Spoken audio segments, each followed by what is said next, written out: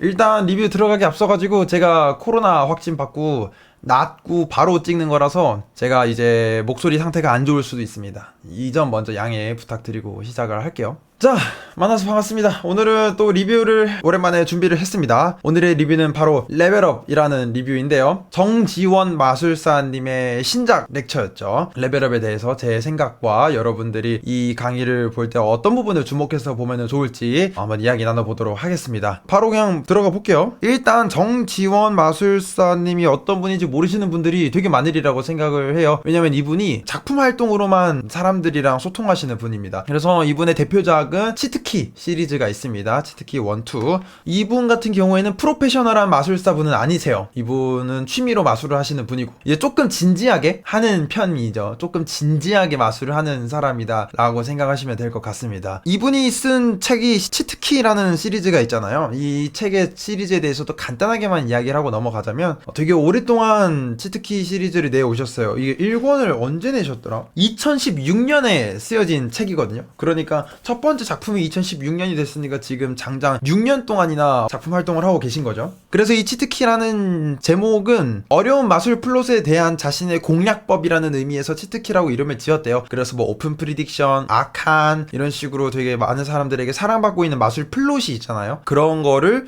이제 나만의 방식으로 어떻게 하면은 나 정지원이라는 사람은 이런 식으로 이 플롯들을 공략을 해봤다라는 주제의 시리즈가 치트키 시리즈라고 보면 되겠습니다. 이분의 치트키 시리즈를 보면서 제가 항상 느끼는 거는 독특한 원리를 마술에 사용하시는 것 같아요. 마술하는 사람들을 속일 때 하는 마술들 있잖아. 어떤 뭔가 수학적 원리를 사용한다든가 그런 것처럼 남들이 전혀 모르는 원리 같은 거를 많이 책에서 사용을 하시더라고. 근데 너무 그렇게 독특한 원리를 쓰다 보니까 또 취향에 안 맞는 사람들도 있는 것 같아. 개인적으로 저 같은 경우에는 흥미롭게 책을 읽었지만 제 취향은 아니었거든요. 레벨업 리뷰에 앞서서 여러분들에게 말씀드리고 싶은 게 바로 이 부분인데요. 박영균의 취향과는 솔직히 안 맞아요. 이 점을 여러분들이 미리 인지를 하시고 제 리뷰를 들어주셔야 됩니다. 저는 언제나 제 시선으로 제 생각을 여러분들에게 말씀을 드리는 겁니다. 제가 좋아하는 거를 여러분들이 좋아할 필요도 없고 제가 싫어하는 걸 여러분들이 같이 싫어할 필요도 없겠죠. 자, 본격적으로 레벨업에 대해서 이야기를 나눠볼 텐데요. 근데 이 강의가 가지고 있는 굉장히 독특한 특징이 있는데요. 보통은 영상 강의면 영상 강의만 팔고 책이면은 책만 팔고 이러는데 이 강의는 특이하게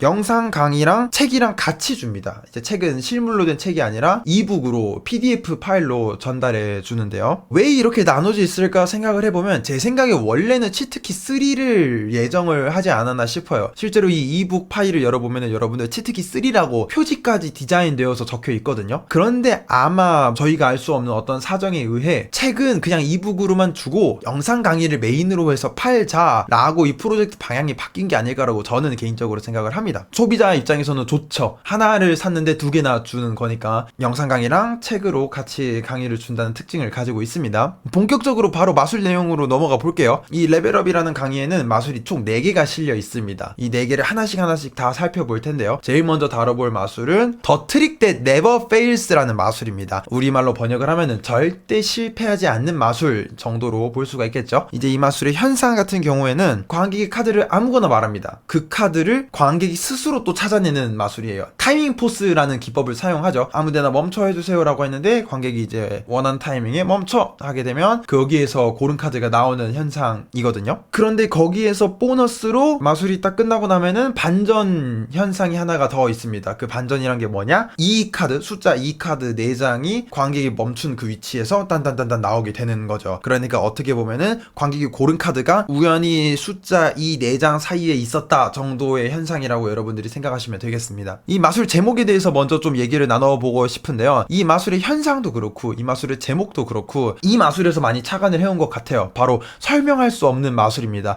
The Trick That Cannot Be Explained라고 해서 다이버논이라는 마술사가 제시한 현상인데요. 이 마술이 굉장히 독특한 이유는 바로 이 마술 현상 자체를 누구도 설명할 수 없다는 점에 있습니다. 마술을 하는 사람조차도 이 마술이 어떻게 진행될지를 몰라요. 왜냐면 관객의 선택에 따라서 마술의 진행 방향이 달라지는 특징을 가지고 있거든요. 이걸 우리가 마술적인 용어로 멀티플 아웃이라고 부르죠. 그만큼 퍼포먼스 하는 재미도 있고 또 관객이 봤을 때도 경우에 따라서 기적 같은 현상을 할 수도 있기 때문에 많은 사람들에게 사랑을 받고 있는 마술 현상입니다. 그런데 이제 이거를 정지원 마술사님은 그렇게 바꾼 거죠. 볼게요. 설명할 수 없는 마술이 가지고 있는 특징 중에 하나는 사실 실패하기에 너무 쉽습니다. 처음 이 마술을 여러분들이 만약에 배우시게 되면은 분명히 이렇게 말할 거예요. 이게 된다고? 이거는 말이 안 되는데? 이게 된다고? 아마 정지원 마술사님도 비슷한 생각을 하셨던 것 같아요. 아, 그러면은 멀티플 아웃이라는 불확실한 요소를 제거하고 좀 더 확실한 것들만 쌓아서 새로 마술을 만들어 보자 해서 만들어진 마술이 이제 절대 실패하지 않는 마술, The Trick That Never Fails가 되는 것 같습니다. 그도 그럴 것이 이 마술에서는 불안정한 요소를 전부 다 제거하고 진행이 돼요. 그래서 예를 들어서 타이밍 포스를 사용하는 마술이거든요. 하지만 이 타이밍 포스 여러분들이 항상 생각하는 단점이 뭐야? 실패했을 때 어떻게 하나요? 제가 원하는 타이밍에 관객이 스톱을 안 해주면 어떡하나요? 그런 부분에 있어서도 나름의 답을 제시해줍니다. 물론 여기서 저는 개인적으로 여러분들이 기대했던 답변과는 거리가 멀 거라는 말씀 드리고 싶어요. 이 The Trick That Never Fails에서 제시하는 타이밍 포스의 대처 방법은 다른 포스를 할 수 있도록 상황을 다시 만드는 것과 아니면은 그냥 현상 하나를 포기하고 넘어가는 답변입니다. 솔직히 저는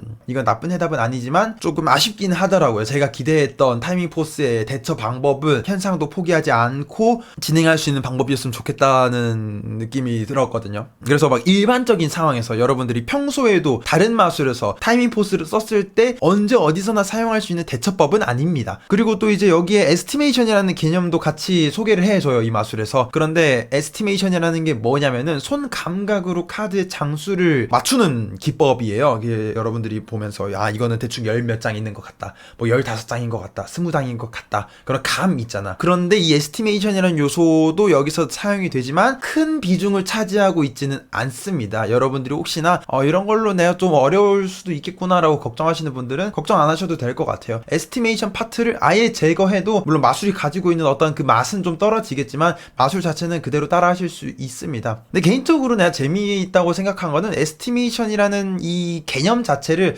어떻게 보면 현상으로 사용한 마술에 가까워요. 이게 이 에스티메이션이라는 개념이 뭐야? 마술사는 손 감각이 좋아서 대충 이 정도면은 한 15번째, 16번째 언저리에 있는 것 같아요. 이거를 그냥 마술 연출에 그대로 사용하는 느낌이라서 저는 그 부분 되게 흥미롭게 봤었습니다. 추가적으로 이 마술에 대해서 이야기하고 싶은 점은 현상 구성에 대해서 말씀을 좀 드리고 싶어요. 나쁜 마술은 아닌데 목에 탁 걸리는 무언가가 있었어. 내가 그걸 생각을 해보니까 마지막 하이라이트로 넘어가는 과정이 살짝 나는 마음에 걸리더라고요. 갑자기 뜬금없는 엔딩이 나오면 관객 입장에서는 신기하다고 느끼기도 하겠지만 뜬금없다고 느끼기도 합니다. 예를 들어서 카드 마술을 고른 카드 찾는 마술을 막 하다가 갑자기 신호를 줬는데 검은색 빨간색이 정렬이 됐어. 아무런 맥락도 없이 이렇게 정렬이 돼버리면 사람들은 뜬금없다고 생각을 할 거예요. 아니 왜 갑자기 검빨이 정렬이 돼? 그런 알 수 없는 위화감을 이 마술에서도 느꼈어요. 물론 이 마술에서도 그 위화감을 커버하기 위한 답변을 제시해줍니다. 그게 뭐냐? 바로 언어 유희예요. 이 카드와 이 카드, 디스 카드와 이 카드가 우리말로는 똑같이 발음된다는 점에 착안해서 이 위화감을 지웁니다. 책에서는 이 카드가 아니라 구 카드를 쓰더라고요. 아마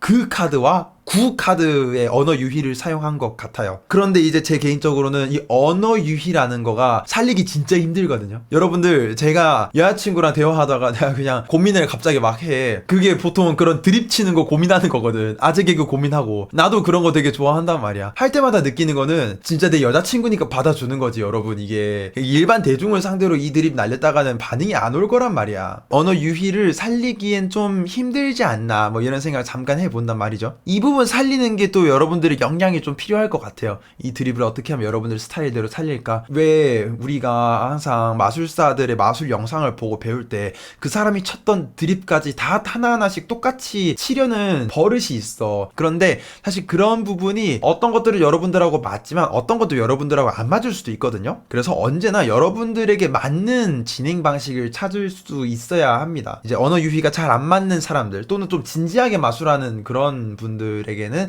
다른 접근 방식이 좀 필요하지 않을까 생각이 또 드네요. 그리고 이제 이 설명할 수 없는 마술이 가지고 있는 가장 큰 장점 중에 하나가 관객이 섞고 시작할 수 있어요. 사실은 관객이 섞고 시작하는 마술이야. 원래 섞어야 돼. 물론 어떤 세팅을 하거나 이런 거에 대해서 개인의 역량 차이가 있겠지만 조금 장점이 퇴색되지 않았나 이런 생각도 좀 듭니다. 원래 마술이 가지고 있는 장점 중에 하나가 엔딩을 위해서 사라지지 않았나 좀 아쉬움이 좀 드네요. 자, 그럼 다음 마술로 넘어가 볼게요. 이번 마술은 이 강의의 하이라이트 마술이죠. 바로 어나더 오픈 트라이엄프입니다. 우선 현상은 그냥 트라이엄프랑 똑같아요. 관객 카드 하나 고르고 마술사는 앞뒤로 섞고 그 다음에 뭐 중간에 넣고 신호를 주면은 다 정리가 되는데 한 장만 남아있고 그게 고른 카드가 된다는 겁니다. 그런데 왜 그냥 트라이엄프가 아니라 오픈 트라이엄프냐, 이 얘기를 하기 위해서는 오픈 트라이엄프의 원작자인 다니 다우르티즈의 오픈 트라이엄프 얘기부터 해야 됩니다. 트라이엄프 마술은 카드가 앞뒤로 섞여있는 상태에서 그 카드가 모두 정리되는 마술이에요.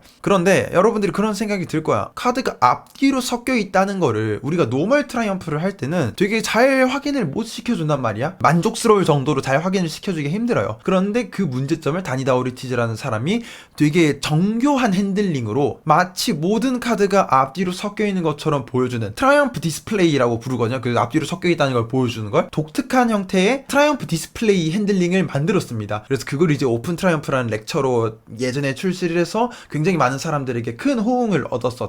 그 마술을 이제 정지원 마술사가 허락을 받고 자신만의 버전으로 이 어나더 오픈 트라이엄프를 만든 겁니다. 그래서 이 트라이엄프 마술 자체를 정지원 마술사님이 되게 좋아하는 현상이라서 굉장히 디테일하게 나는 이 트라이엄프라는 마술이 어떤 부분이 신기한 것 같다, 이 부분을 그래서 강조하고 싶었다, 자신의 생각을 굉장히 길게 서술해주는 부분이 있거든요. 트라이엄프 좋아하시는 분들은 한 번씩 읽어보셨으면 되게 재미있는 얘기들 많이 있으리라고 생각이 되네요. 툭 까놓고 얘기해봅시다. 오픈 트라이엄프랑 노멀 트라이엄프가 뭐가 다르냐? 아마 증명하는 부분이 다르다고 생각해요. 오픈 트라이엄프는 현상이 일어나기 전에를 굉장히 잘 증명을 해줍니다. 정말로 관객 입장에서는 카드가 앞뒤로 섞여져 있는 느낌을 받을 수 있어요. 오픈 트라이엄프가 모방하는 동작은 이런 겁니다. 여러분들이 실제로 카드를 앞면과 뒷면으로 섞게 되면 정말 카드가 앞뒤로 섞여 있잖아. 그런데 그냥 우리가 평범하게 트라이엄프를 할 때는 이런 식으로 보여준단 말이야. 뭐 어딘 뒷면, 어딘 앞면 뭐 이렇게 있죠. 하지만 왜 굳이 앞뒤로 정말 섞였냐면 이렇게 하는 거죠. 진짜 이렇게 보여줄 수 있는데 오픈 트라이엄프는 이 점에서 착안해서 이 카드를 펼치는 동작 속에서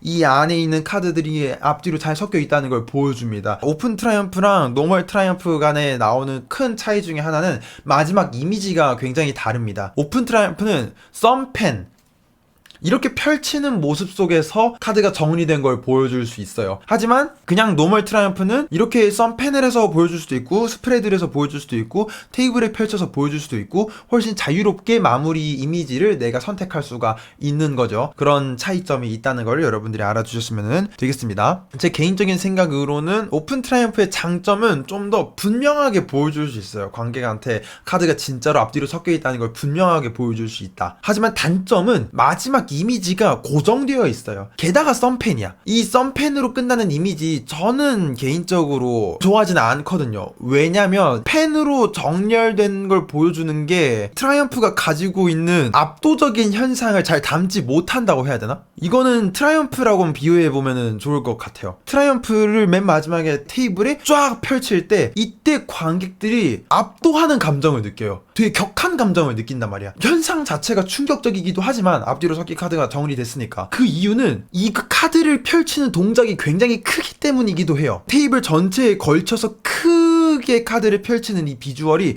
관객의 머릿속에도 크게 각인이 남는단 말이야. 저는 이게 관객의 경험에 영향을 주는 차이가 크다고 생각을 해요. 물론 트라이엄프의 단점은 역시 카드가 섞여 있다는 거를 뭔가 좀 확실하게 보여줄 수 없다는 단점이 또 있죠. 어쨌든 여기서 제가 말씀드리고 싶은 건 뭐냐면 오픈 트라이엄프는 트라이엄프의 발전된 버전이 아니라는 겁니다. 오픈 트라이엄프는 무조건 그냥 트라이엄프보다 좋으니까 이걸 해야 돼가 아니라 각각이 가지고 있는 장단점이 따로 있고 특징이 따로 있기 때문에 어울리는 타이밍이 있다는 거죠. 이 점 말씀드리고 가고 싶고, 클린업에 대해서도 얘기를 드리고 싶어요. 오픈 트라이엄프라는 마술이 그 특성상 완벽한 상태로 끝나지 않습니다. 오픈 트라이엄프가 끝나고 나서 여러분들이 바로 다음 마술을 이어서 할 수 있는 게 아니에요. 그러다 보니까 클린업에 대해서 생각하시는 분들이 많으리라고 생각을 해요. 어떻게 하면은 지저분한 부분을 정리를 하고 갈까? 정지원 마술사님이 클린업에 대해서 책에서 이런 표현을 씁니다. 클린업이 이 마술의 단점이라고 얘기하는 무지한 자들을 볼 때마다 관객의 입장에서 생각하는 습관에 대한 교육이 절실하다는 생각이 든다. 80페이지에 나온 이야기인데요. 이렇게 나온 맥락을 먼저 말씀을 드리자면은 관객 입장에서는 이미 마술이 끝났는데 왜 굳이 클린업이 필요하냐? 라는 생각을 말씀을 해주시더라고요. 물론 그 부분에 대해서 저 역시 굉장히 동의하는 편입니다. 이미 마술이 끝났고 사람들은 더 이상 이 남은 카드에 신경을 쓰지 않는다. 저도 여기까지는 동의를 하지만 그렇다고 클린 클린업이 중요해지지 않는다고는 저는 생각하지 않아요. 이 부분은 언제 이게 단점이 되냐면은 아까 말씀드린 것처럼 마술 여러 개 이어서 할 때 굉장히 크게 단점이 돼요. 내가 카드 마술로 여러 사람들한테 한 30분짜리 공연을 해야 되는데 중간에 오픈 트라이엄프를 넣을 수 없다는 뜻이기도 합니다. 물론 그러면은 이거 엔딩으로 써도 되지 않나요? 좋은 생각이에요. 클로저로 쓰기에 오픈 트라이엄프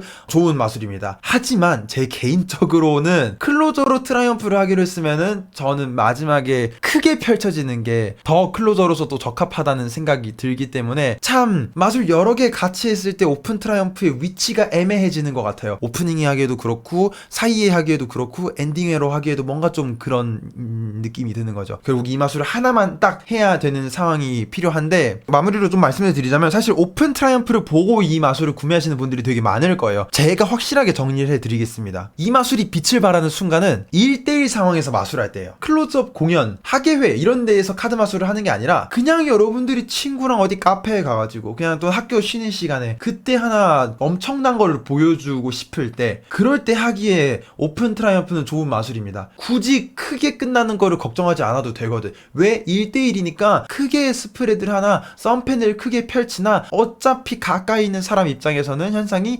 비슷비슷하게 전달되는 거죠. 또한 마술 여러 개를 이어서 할 필요도 없기 때문에 클린업에 대한 걱정도 좀 덜 수 있을 거고요. 하지만 저 같은 경우에는 저는 일상에서 마술을 안 하고 언제나 어떤 상황이 생겼을 때 마술을 하는 편이거든요. 자, 다음으로 넘어가 보겠습니다. 다음은 올 포 원입니다. 이 마술은 정말 현상 간단합니다. 제가 가장 마음에 드는 마술은 이거였던 것 같아요. 현상도 깔끔하고 트릭도 막 복잡하지 않았어. 마술을 하기 전에 미리 예언을 하고 시작합니다. 제가 지금부터 보여드릴 마술은 5하트 마술입니다. 이런 식으로 카드 하나를 선언하고 시작을 해요. 그 다음에 관객이 카드 하나를 고르고 정말 자유롭게 카드 하나를 선택해서 케이스 안에 넣습니다. 그리고 남은 카드를 세 뭉텅이로 나눠요, 관객이. 그러면 나눠진 위치에서 5 스페이드, 다이아, 클럽이 딱 나오고 맨 처음에 케이스에 넣었던 카드가 5하트가 되는 거죠. 5하트라는 마술사의 예언이 성립하게 되는 그런 마술입니다. 어떻게 보면 예언 마술이기도 하고 4 오브 카인드를 찾는 마술이기도 한데요. 저는 일단 이런 플롯 마술들을 되게 좋아해요. 근데 여기서 참 좋았던 기술 중에 하나가 바로 박스를 이용한 간단한 스위치 하나를 알려준다는 겁니다. 사실 이 카드 박스라는 소재가 저는 도구 같지 않은 도구라고 생각을 해요. 항상 카드가 있으면 같이 딸려오는 거잖아, 카드 케이스는. 그래서 이 카드 케이스를 이용한 뭔가 기술이나 카드 케이스를 이용한 뭔가 당위성이라든가 이런 걸 굉장히 좋아하는데 이번 올포원에서는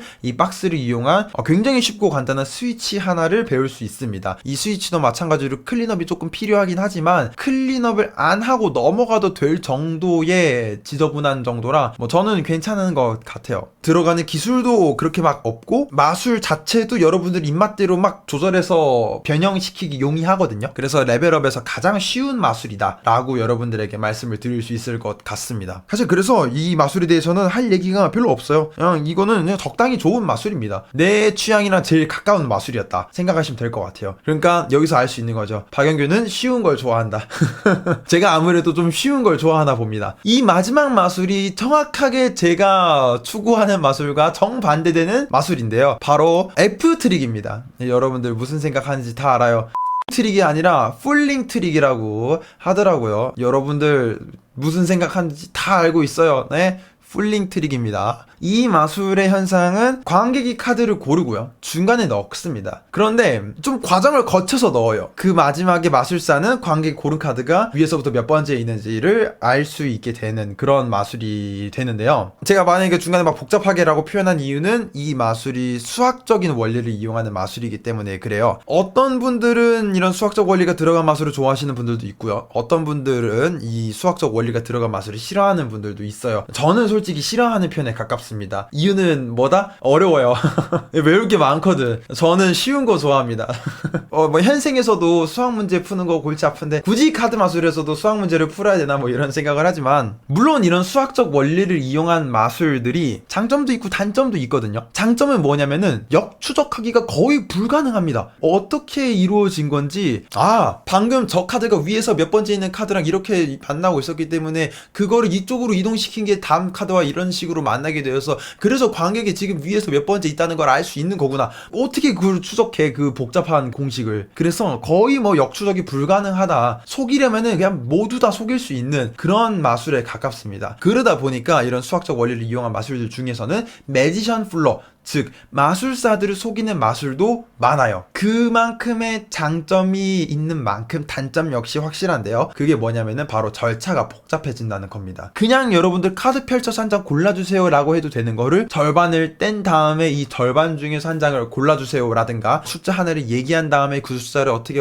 해서 그 숫자 번째 카드를 사용하겠습니다 라든가 이런 게 어떤 수학적 원리를 이용한 마술들의 단점이라고 볼 수 있습니다. 그러다 보니까 또 기억해야 될 카드도 많고 뭐 계산 같은 거 해야 될 때도 있어서 정신적으로 부담이 생길 때도 있죠. 여러분들 실제로 마술해 보시면 알겠지만은 마술을 실제로 하기로 했을 때 머릿속에 프레셔가 엄청나거든. 최대한 머리 이 CPU 사용량을 줄여야 돼요. 트릭에다가 내 정신 에너지를 할애하게 되면은 관객이나 아니면 상황을 판단하는데 좀 늦어질 수도 있다고 저는 생각하는 편이거든요. 하지만 이 풀링 트릭 같은 경우에는 이런 수학적 원리를 이용한 마술들이 갖고 있는 단점을 어느 정도는 조금 극복한 편인 것 같아요. 기억해야 될 카드가 조금 많아서 정신적인 부담이 있기는 합니다만 절차는 납득할 수 있는 수준이에요. 고른 카드를 중간에 넣고 3등분을 한 다음에 3등분한 카드 중에 원하는 뭉치를 갖다가 카드 뭉치 중간에 또 넣고 그거를 또 다시 뭐 그런 식으로 복잡하게 가진 않습니다. 굉장히 관객이 봤을 때도 어느 정도 납득할 수 있는 수준의 절차로 진행되는 마술이에요. 하지만 그럼에도 여전히 이런 절차가 살짝 복잡한 감은 없지 않아 있습니다. 그래서 여러분들이 이런 풀링 트릭을 포함해서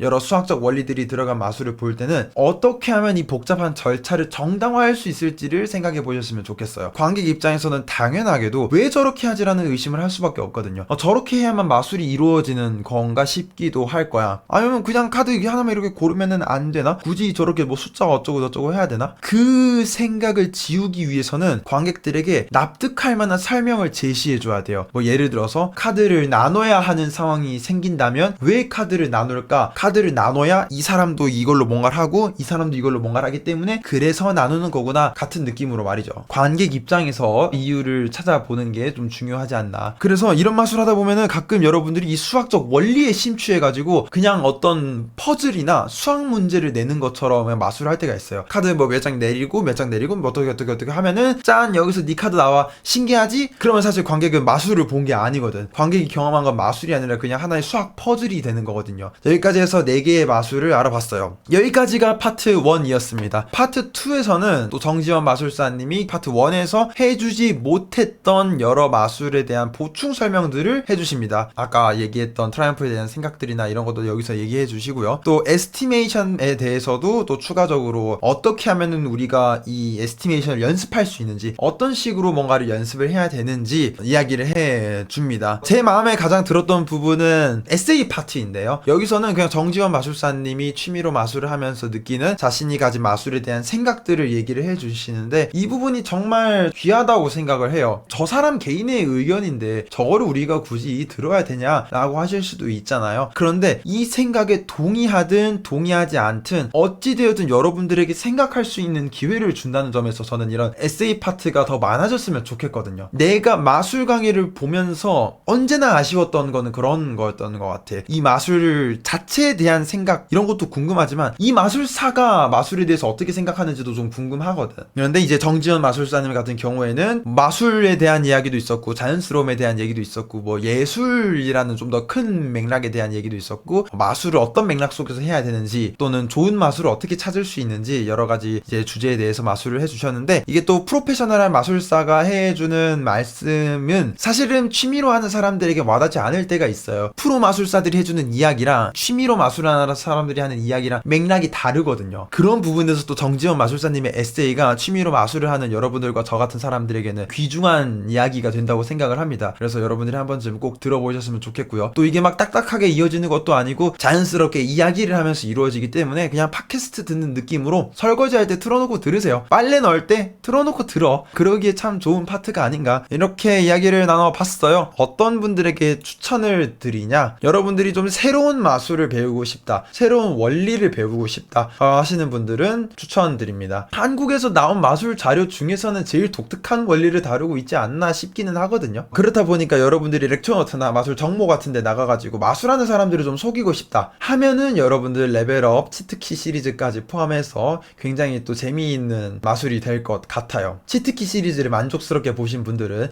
이번 레벨업 역시 정지원 마술사님의 색깔이 굉장히 뚜렷하게 나타나 있기 때문에 이번 강의 역시 실망하지 않으실 거라는 말씀 드리고 싶고요. 물론 추천하는 사람이 있으면 추천하지 않는 사람도 있겠죠. 만약에 여러분들이 지금 당장 공연을 해야 한다 그러면 이 마술 추천드리지 않습니다. 왜? 어렵고 복잡해요. 습득하기에 시간도 좀 걸리고요. 그리고 같은 효과를 낼 수 있는 다른 마술들이 있을 것 같아. 그리고 또 말씀드리고 싶은 거는 이제 레벨업에 실린 마술들의 대부분은 세팅이 많이 들어가 있어요. 이 세팅에 간단한 세팅도 있고 복잡한 세팅도 있고 하지만 아무래도 세팅을 싫어하시는 분들이나 세팅을 부담스러워 하시는 분들은 이 마술 강의를 보고 만족하기는 힘들 수도 있을 것 같습니다. 종합적으로 그냥 간단하게 말씀드리면은 아마 여기까지 영상을 보신 여러분들은 박영균이 왜 레벨업이라는 게 취향에 안 맞는다고 말씀을 드렸는지 이해하셨으리라고 생각을 합니다. 저 같은 경우에는 기술 자체를 연습해서 마술의 절차적인 부분을 좀 간단하게 가는 거를 좀 선호하는 편인데 정지원 마술사님의 레벨업 같은 경우에는 뭐 치트키도 그렇고 레벨업 같은 경우에도 그렇고 복잡한 절차를 요구하는 경우가 많아요. 그래서 이런 취향의 차이가 있다는 거를 리뷰하기 전에 미리 말씀을 드린 거고요. 다시 한번 끝날 때도 말씀드리지만 제 생각이 맞는 것도 아니고 제 생각이 틀린 것도 아니고 다만 우리 모두가 향하는 방향이 다르기 때문이라는 점 말씀을 드리면서 오늘 리뷰 마무리 지어 보도록 하겠습니다. 여러분들 시청해주셔서 감사드리고요. 저는 다음에 더 유익하고 재미있는 마술 강의 리뷰로 찾아뵙도록 하겠습니다. 감사합니다.